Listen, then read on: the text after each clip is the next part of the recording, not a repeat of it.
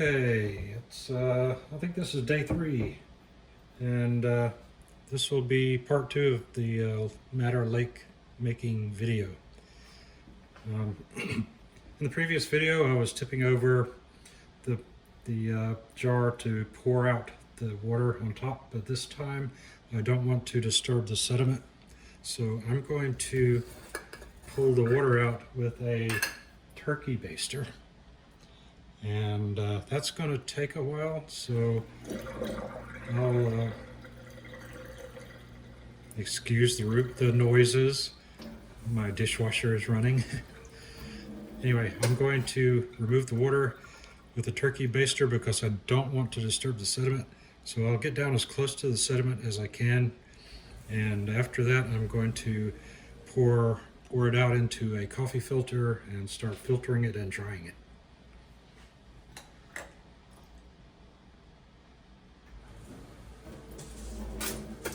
And this is going to take a little while, so I'll come back to you when it's almost when I've gotten down to the bottom.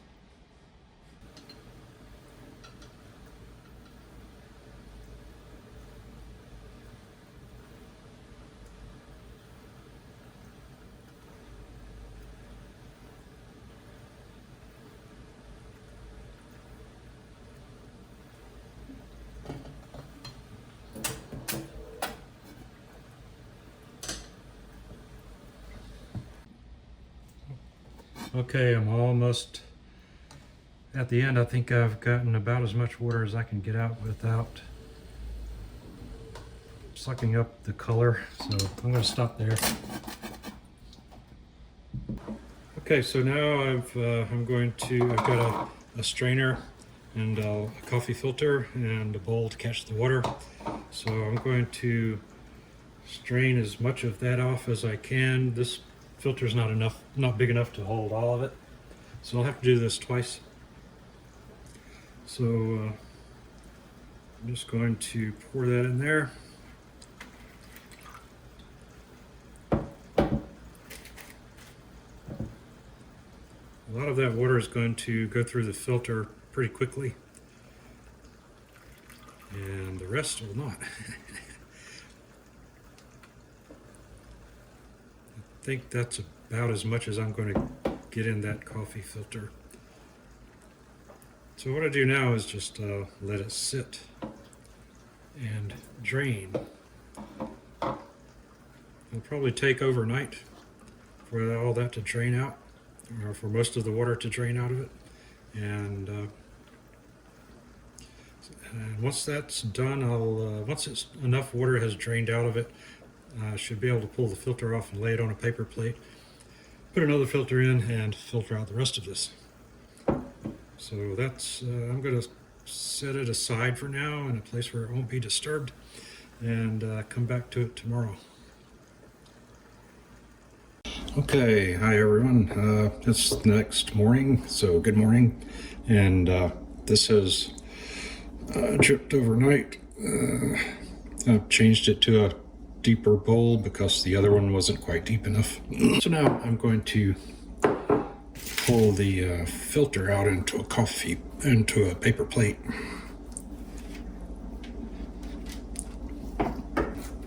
Spread it out, and I'll have to allow that to dry, and I'll filter out the rest of it.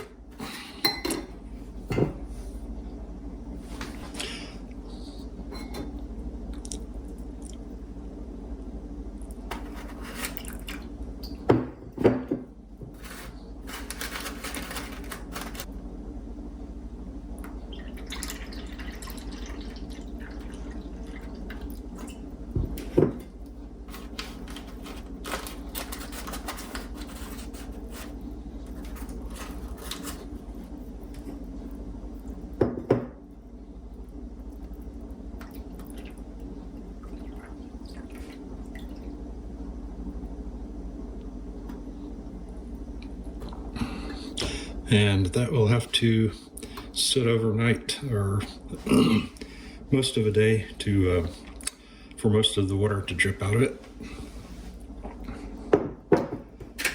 And then I will have 2 filters full of pigment, and we'll have to let those dry out. Okay everyone, here's the 2 plates of Madder Lake pigment.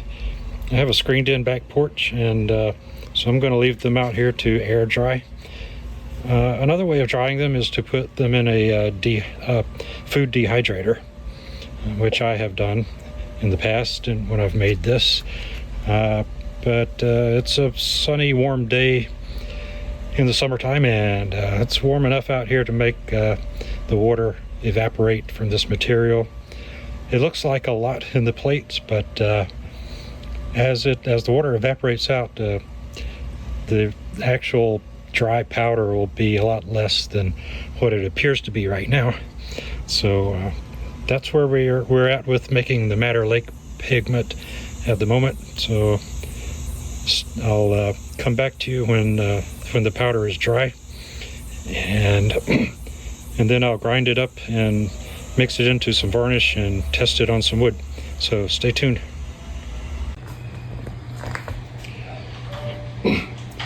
Okay, here's an update. This is what it looks like after a full day outside in the Georgia heat. It's been close to 100 degrees today, and that's warm enough to evaporate some of the water. Tonight I'm going to put it in a food dehydrator and let it continue to dry out. Okay, so the pigment is dry. I dried it, continued to dry it in a food dehydrator. So now I'm ready to, for now I'll just put it in a small container, and then later tonight I'll grind it into a powder and mix it with some varnish and see what it looks like on a scrap of wood.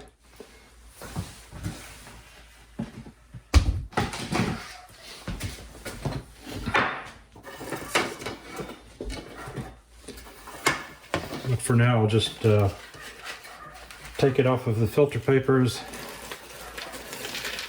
and store it in a small container. You'll see it has sort of a kind of a pinkish color, but once it's mixed into varnish, it'll be much more red than that.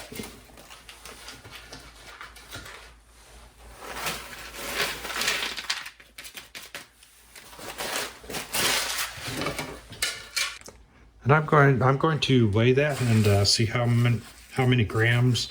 And someone asked in a comment how much of the madder root powder did I use, what it weighs, and it was about 16 grams. So I'm going to weigh this and see how much of a yield I got, how many grams the dry powder is. So I have my gram scale here. You can get one from your local drug dealer. This is my drug dealer scale. Just kidding. So I'll zero it out.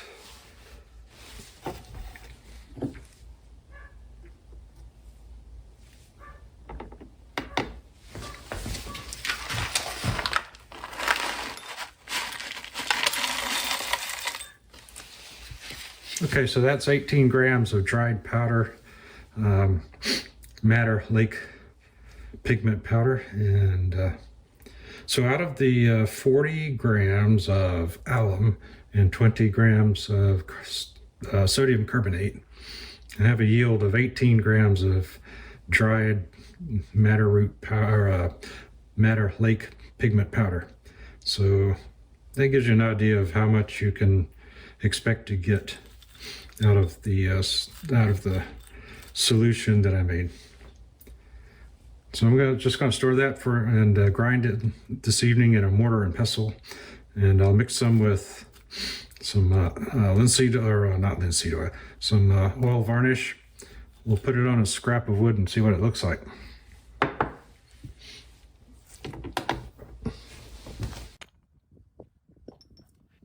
Okay, it's been a few days. A little longer than I expected, but I had some other things going on. But anyway, let's get back to the Madder Lake pigment. So this is the pigment, and It's in fairly large chunks, but it's a soft material and it's easy to grind. So I'm going to put it in a mortar and pestle and get a better shot here. Hopefully you can hear me. My fan is on. So I'm out here in the shop and it's hot. I should tie a big stick to it and then I'll have a fan club. All right, I'm going to grind it up. That'll take a few minutes. I think what I'm going to do is just kind of coarsely grind it and then put it in a container just to go ahead and get that done. Get rid of the bulk of it and then just grind up a small amount for a test sample.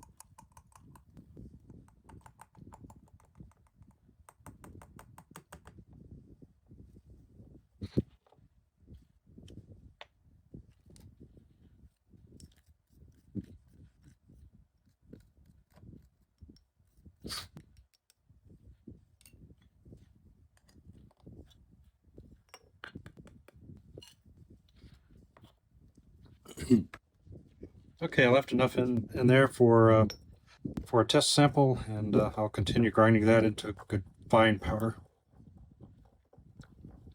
Grind it up real good.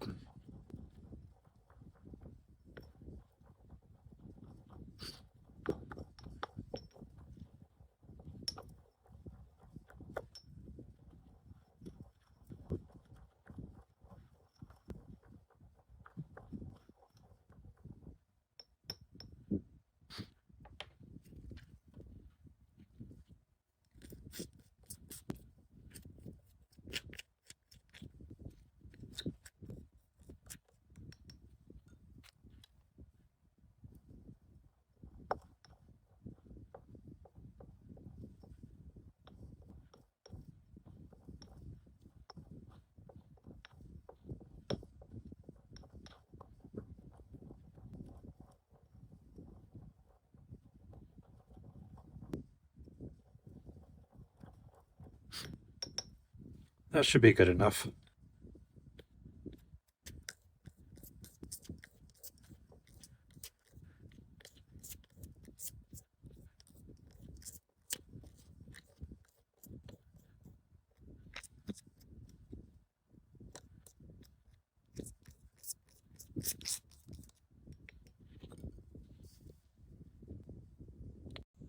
Okay, so I'll mix a small amount of the Madder Lake powder with some varnish. And I'm just going to do this on a paper plate because I don't have a glass muller. I should get one. But hopefully the wind from the fan doesn't make the powder blow all over the place. That should be enough. Put the rest away later. And I'll add a few drops of varnish. This is just for a small amount for a sample on a scrap of wood, so I don't need much.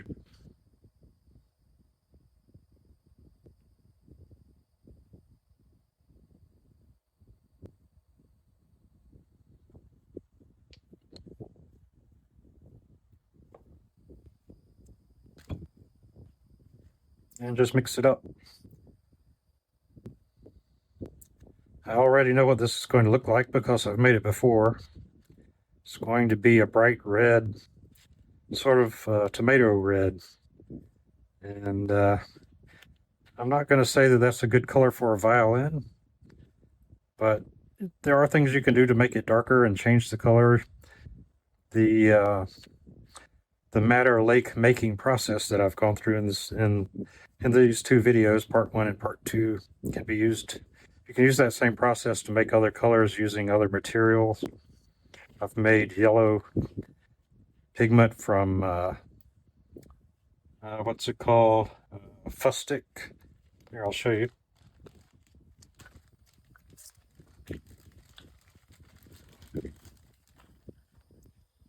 This is Fustic, old Fustic. And you can dissolve that directly in water. You don't have to run it through an espresso machine, and it makes a nice yellow. So if the varnish is too red, you can add yellow and turn it into an orange. You can add something brown and darken it up.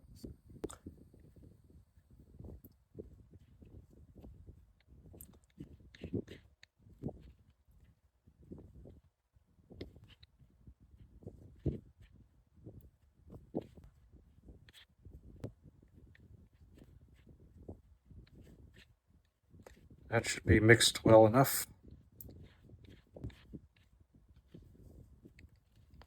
I'm not going to bother dirtying up a brush. I'll just tap some on with my finger. Here's a nice piece of curly maple that I just now planed and got it nice and smooth, and has some nice curly figure in it.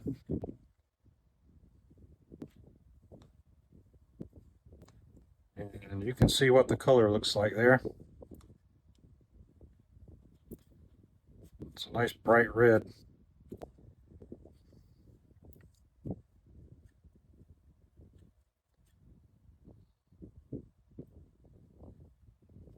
And you can see how transparent it is. You can still see the flames or the curly figure of the maple through it. It's a nice piece of maple.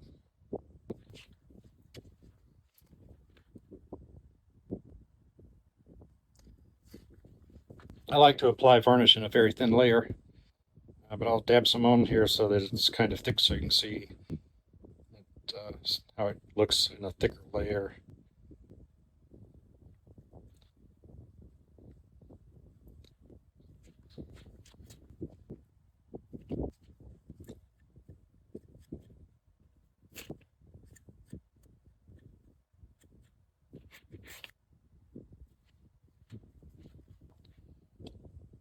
So that's a very bright red.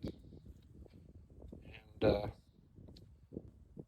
I'll show you another sample that I've done. This is kind of an orange color, which I mixed some of the yellow fustic pigment with the red matter, and got this kind of an orange.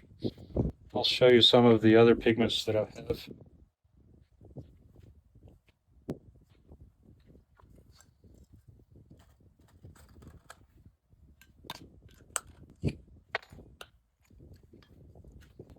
This is cochineal, however you say it.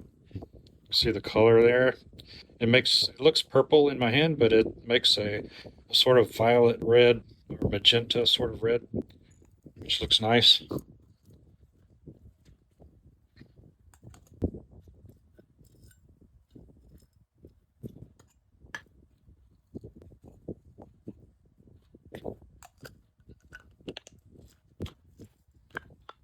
Because that is such a bright red, I would not use that directly on a violin. I would darken it.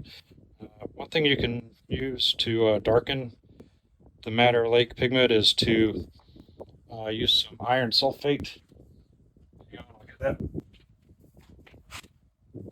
So this is iron sulfate, also called copperas. You can find it in garden centers and online. So the way you would use that is or the way I used it is I made another batch of lake pigment, and I mixed, instead of 40 grams of alum, I used 30 grams of alum and 10 grams of the iron sulfate coppers, and it makes a brown color. Here's a sample of that. This brown right here, that has the iron in it. You have to be careful using iron. It can get darker over time. This is a sample of the cochineal, the sort of violet red. And this is the orange, which is a mixture of fustic and madder. The yellow fustic and red madder. So you can mix and match colors and use the same sort of lake making process that I demonstrated to make different colors, and But anyway, I just wanted to show how that's done and what it looks like on a piece of wood.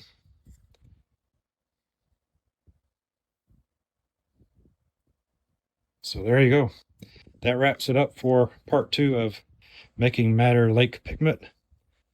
And in the next video, hopefully I can get back to actually building the violin. So I'll see you next time. Stay tuned.